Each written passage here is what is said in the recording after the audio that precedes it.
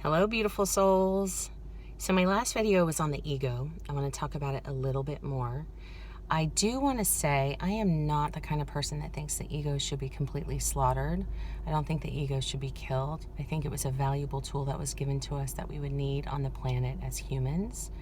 To me, it serves as a really great tool.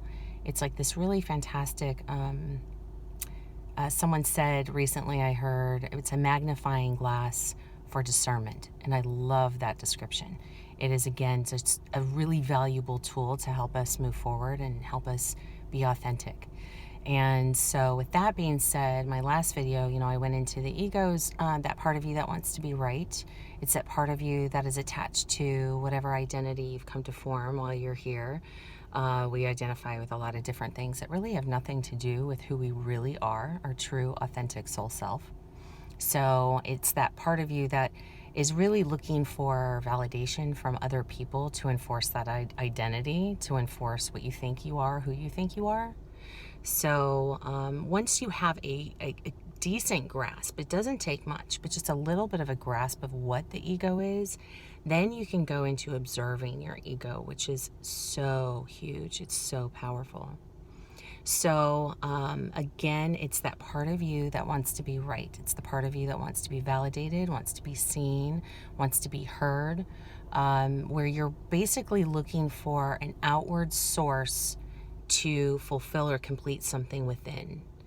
That is somewhat neatest way that I can put it. So for me, what started happening was once I started getting a good grasp on what the ego was, then suddenly I began to observe it. And it really was sudden, and it started out as little whispers. So I would find myself engaging in a conversation, and my reaction, something happened within me where I knew, that didn't feel right. It didn't feel authentic. It felt like I was trying to force a situation, force a conversation. I wanted to be right a lot. That came up a lot. So it's actually pretty easy once you understand what the ego is to observe it within yourself. And then once you can observe it within yourself, you can make different decisions on how you proceed forward in all of your relationships and how you engage with people, what you do, your choices, etc. So again, watch out for the ego. Do some research if you feel so inclined. I know for me personally, what broke this open for me and really clarified it was the book A New Earth by Eckhart Tolle. That really, really assisted me in this process.